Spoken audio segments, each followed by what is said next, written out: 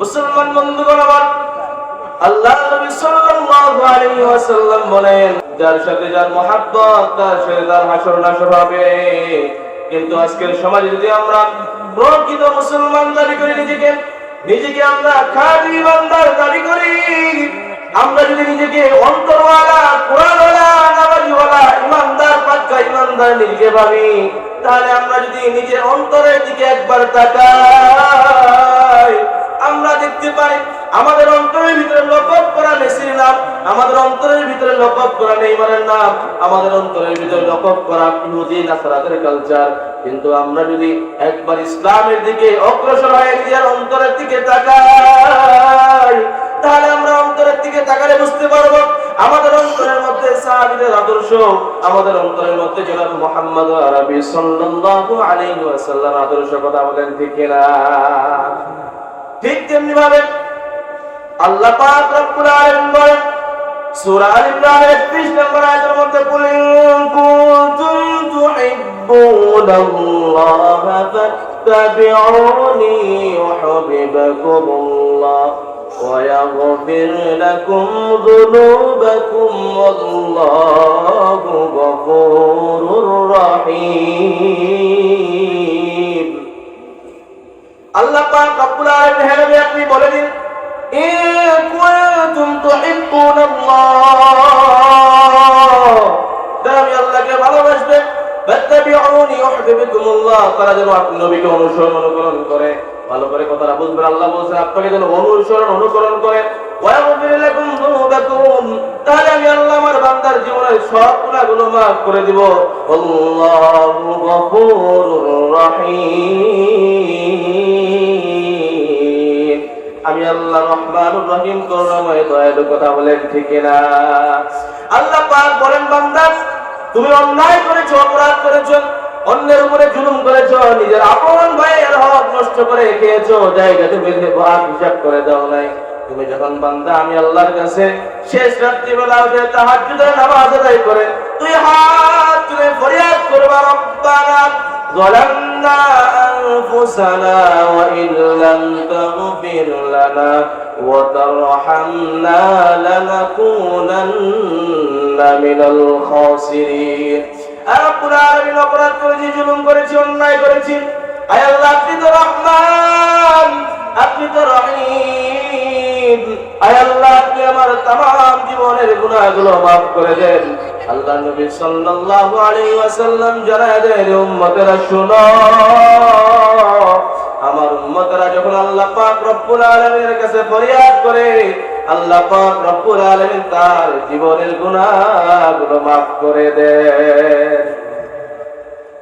ঠিক তেমনি ভাবে মুসলমান বন্ধুগণ আমার, আমাদের আদর্শটা হবে সাহাবীদের মতো, যেমনি ভাবে আল্লাহ নবী সাল্লাল্লাহু আলাইহি ওয়াসাল্লামের সাহাবী হযরত হামজা বিয়ে করেছেন, নতুন বিয়ে করে স্ত্রীর সাথে বাসর করেছেন।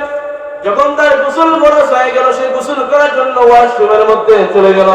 ইন দি মিন টাইম কে জানি বলে মুহাম্মদ নাই, মুহাম্মদকে কতল করে দেওয়া হয়েছে।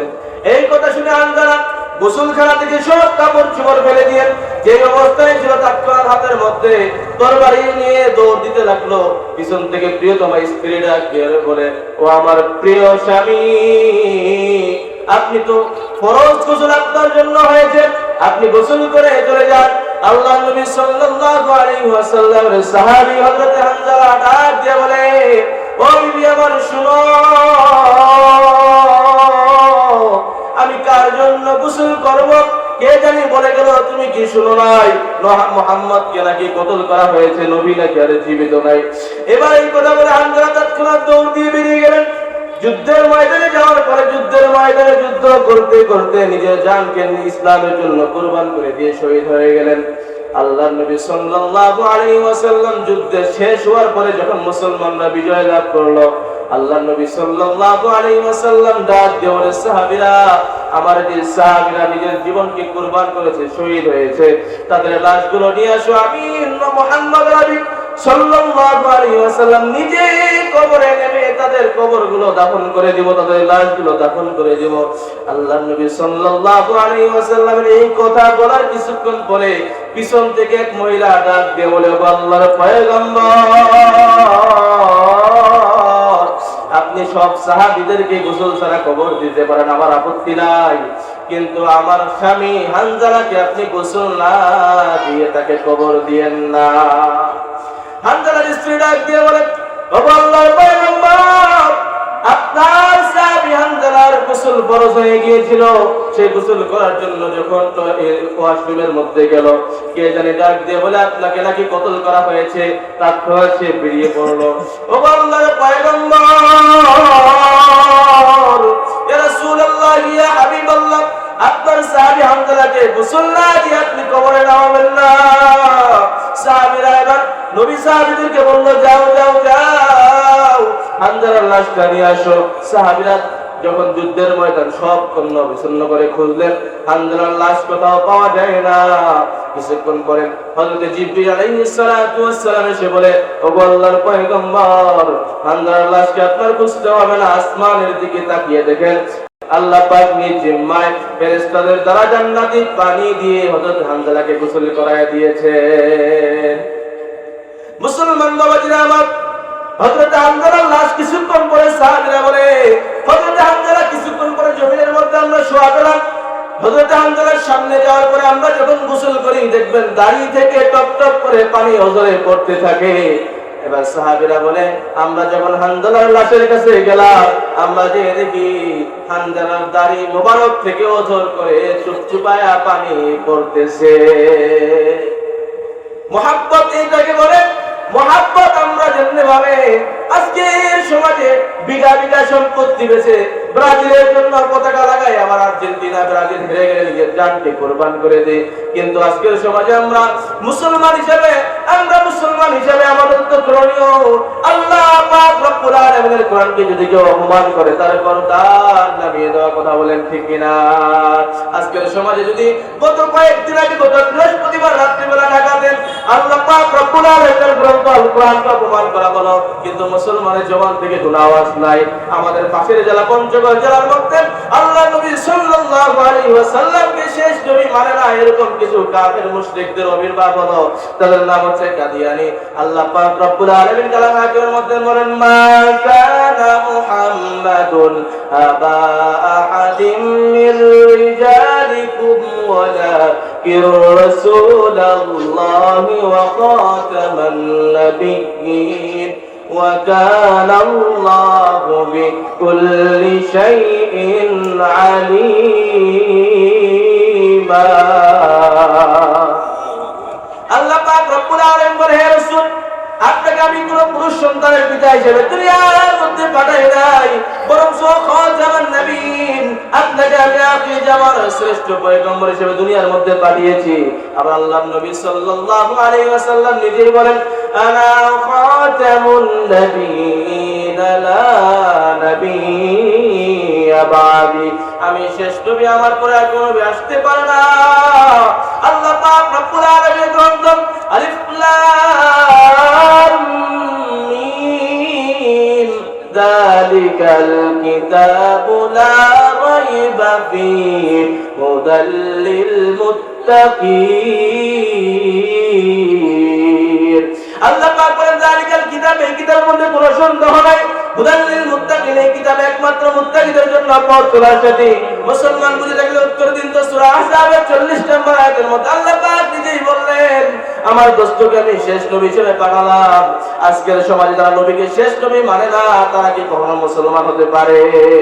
যারা আল্লাহ পাক রব্বুল আলামিনের 30 পারা গ্রন্থ কোরআনকে অস্বীকার করে, তারা সরাসরি কাফের হয়ে যায়। কারণ আল্লাহ বলেন, যালিকাল কিতাব, এই কিতাবের মধ্যে কোনো সন্দেহ নাই। আবার অপর জায়গায় আল্লাহ সূরা আহজাবের 40 নম্বর আয়াতের মধ্যে বলেন, খাতামান নবীন, আমি আমার দোস্তকে শেষ নবী হিসেবে পাঠিয়েছি। অতএব বুঝে থাকলে উত্তর দিন, যারা পঞ্চগড়ে আস্তানা করে, কাদিয়ানীদের আস্তানা করে, তারা ইসলামকে মাইনাস করার জন্য, কোরআনকে মাইনাস করার জন্য, যারা মুহাম্মদ নবী সাল্লাল্লাহু আলাইহি ওয়াসাল্লামকে মাইনাস করার জন্য নিজেদের আকীদা মতভেদ নিয়ে চলতেছে, তারা কখনো মুসলমান হতে পারে? তারা আমাদের আদর্শ হতে পারে? আজকে দেখেন, আমরা যে আর্জেন্টিনা ব্রাজিল নিয়ে সাপোর্ট করি, এরা কি আমাদের আদর্শ? বলেন, এরা আমাদের আদর্শ? আর্জেন্টিনা ইহুদি রাষ্ট্র, ব্রাজিলও ইহুদি রাষ্ট্র, অতএব তারা আমাদের কোনো আদর্শ হতে পারে না। আমাদের আদর্শ তো হবে আল্লাহর নবী সাল্লাল্লাহু আলাইহি ওয়াসাল্লামের যে মতভেদ আদর্শ, সেই আদর্শ হতে হবে, ঠিক কিনা? ঠিক তেমনি হবে মুহাব্বত যার সাথে যার যেমন হবে তার সাথে তার হাসর নাসর হবে। এই জন্য মুসলমান বন্ধুগণ আমার সময় স্বল্প, আমি শেষ করে দিচ্ছি, দুই একটা কথা বলে আমি শেষ করে দেব। এই জন্য আমাদের মুহাব্বত রাখতে হবে ইমাম সাহেবদের সাথে, আলেমদের সাথে, কথা বলেন ঠিক কিনা? আল্লাহ নবী সাল্লাল্লাহু আলাইহি ওয়াসাল্লাম বলেন, আল উলামা ওয়ারাসাতুল আম্বিয়া, আলেমরা হচ্ছে নবীর ওয়ারিস, উত্তরসূরি। আচ্ছা ভাই বুঝে থাকলে উত্তর দিন তো, আমার পরে আমার আগে আমার বাবা, তার আগে তার বাবা, আমার পরে আমার সন্তান, আমার পরে আমার সন্তান যে হবে সে আমার ওয়ারিস, উত্তরসূরি হবে, ঠিক না? তা আমার উত্তরসূরি যত যে হবে তার আদর্শ আমার আদর্শ একটাই, ঠিক না? আলেমরা নবীর ওয়ারিস। তাহলে আলেমদের যে প্রকৃত আলেম, আবার আলেম দুই প্রকার, একটা হচ্ছে বাউলি আলেম, যারা বাউল গান করে বেড়ায়, এদের আদর্শ মানা যাবে? যাবে না। আদর্শ মানতে হবে হক্কানি আলেমদের, ঠিক আছে? আলেমরা যেদিকে চলবে আমরা সেদিকে যাবো, পারবেন তো ইনশাআল্লাহ? আলেমরা যদি আমাদের ডাক দেয় ইসলামের জন্য, নিজের জানকে কুরবান করার জন্য, যাবেন তো ইনশাআল্লাহ? আল্লাহ আমাদের কবুল করুন। ওমা আলাইনা ইল্লাল বালাগ। যেগুলো কথা বললাম এই কথাগুলোর উপর আল্লাহ পাক আমাদেরকে আমল করার তৌফিক দান করুন। সকলে বলে আমিন। আসসালামু আলাইকুম ওয়া রাহমাতুল্লাহি ওয়া বারাকাতুহু।